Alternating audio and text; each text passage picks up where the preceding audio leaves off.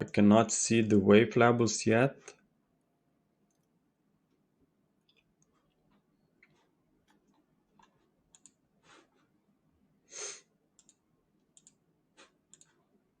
Okay, anyway, can you see my charts? Is everything okay? I'm not sure if TradingView has some lags here.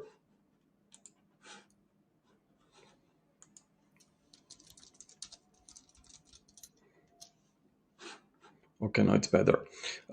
So Euro Aussie here is testing this channel support line.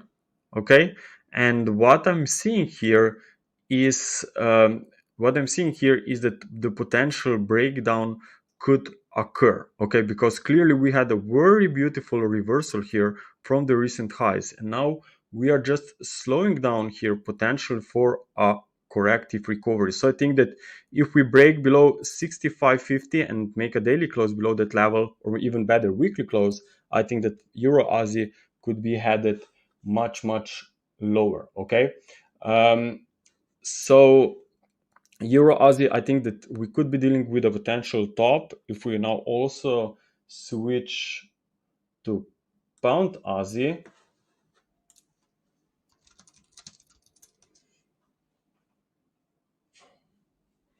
Okay, now Pound Aussie is also looking for potential top formation.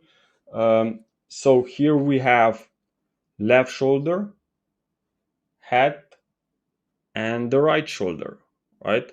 And now we could be seeing potentially a new breakdown in the next few days. Okay, as you know, that's a bearish head and shoulders pattern, and what I really like about this potential top formation, or I should say about this head and shoulders formation, is that goes in line with the Elliott wave principle. Because sometimes you will see that someone will look for head and shoulders pattern, but if you will also try to use in the same market and apply the Elliott wave principle, I think it's even better to have that when you see that both analysis agrees. Okay, so what I'm looking at here is potential breakdown for wave C, maybe even wave 3. I'm not sure yet, but I think that this is a pretty nice consolidation on the way down. Okay, so I see Australian dollar as a potential very big mover going forward, especially versus against euro or pound. But on Thursday we have this Bank of England policy decision, so maybe the euro is maybe the best play on the short side versus Aussie, because we know what the ECB plans to do, but not really convinced what on Thursday will happen from Bank of England. Okay, so that's for pound Aussie. Now also let's take a look on dollar yen. So we have seen a pretty nice reversals over the last few sessions on dollar yen. So here I'm bringing on the 4-hour time frame. Notice that from the time I adjusted the wave count a little bit, because I still think that that's maybe more appropriate labeling, because the market, the bulls were struggling a little bit here when we're moving to the upside.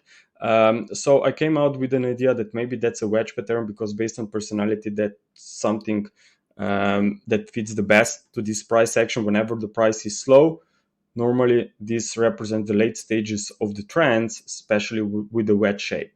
And so far we have seen a very nice reversal from last week. And there are more and more speculations. Even Bank of Japan itself keeps repeating that maybe yield curve control will have to be adjusted. They are watching the FX levels as well, and they will act if needed when appropriate.